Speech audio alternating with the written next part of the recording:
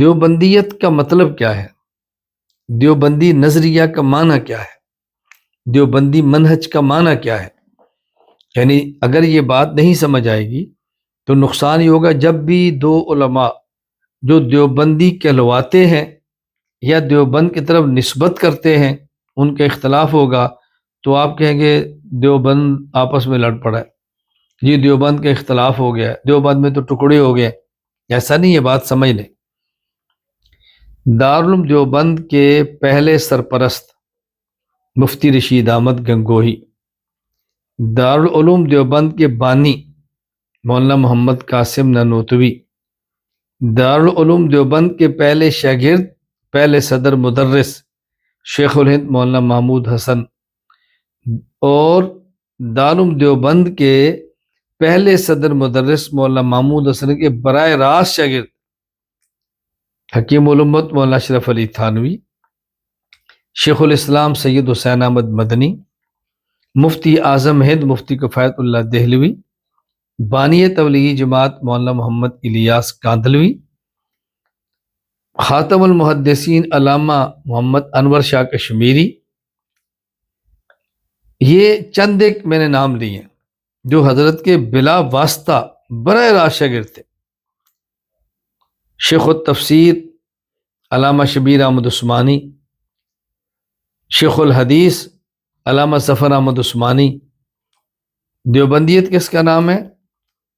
حضرت مولانا گنگوہی، مولانا نانوتوی، شیخ الہند اور شیخ الہند کے براہ راست تلامذہ اور شاگرد جس رائے پر یہ متفق ہوں یہ دیوبندی نظریہ ہے، اور اس کے بعد والے لوگ جو دیوبندی کہلوائیں اور ان کی رائے پر چلیں کہیں گے دیوبندی ہے، اور جو دیوبندی کہلوائیں اور ان کی راستے پر نہ چلیں اختلاف کریں ان کے اختلاف کو یہ نہیں کہیں گے دیوبند میں اختلاف ہوا ہے، ان کے اختلاف کو کہیں گے انہوں نے دیوبند سے اختلاف کیا ہے۔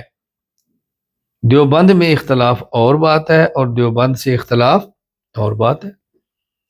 یہ حضرات علماء دیوبند اس بات پر متفق ہیں کہ رسول اکرم صلی اللہ علیہ وسلم اپنی قبر اطہر میں زندہ ہے، قبر اطہر کے پاس صلاۃ و سلام پڑھے سنتے ہیں، دور سے سلام پڑھا جائے تو پہنچایا جاتا ہے۔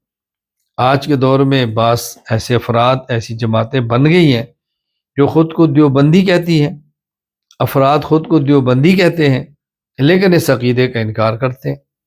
تو لوگ کہتے ہیں جی عقیدہ حیات النبی میں صلی اللہ علیہ وسلم دیوبندیوں میں اختلاف ہے، بعض کہتے ہیں زندہ ہے، بعض کہتے ہیں نہیں ہے، بعض کہتے ہیں سنتے ہیں، بعض کہتے ہیں نہیں ہے۔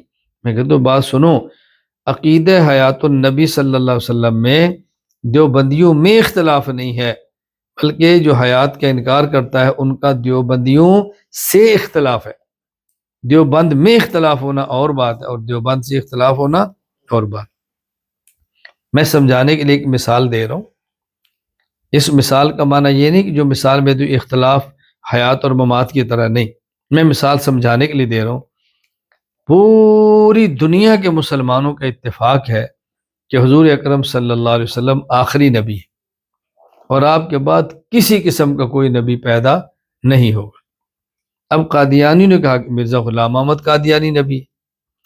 اب جو دنیا میں کافر ہیں، عیسائی یا یہودی یا ہندو، جو ہمارے نظریات کو نہیں سمجھتے، وہ کہہ دیتے ہیں کہ مسلمانوں میں دو فرقے ہیں، ایک فرقہ حضور پاک صلی اللہ علیہ وسلم محمد کو آخری نبی سمجھتا ہے اور ایک ان کے بعد مرزا غلام احمد قادیانی کو نبی سمجھتے ہیں۔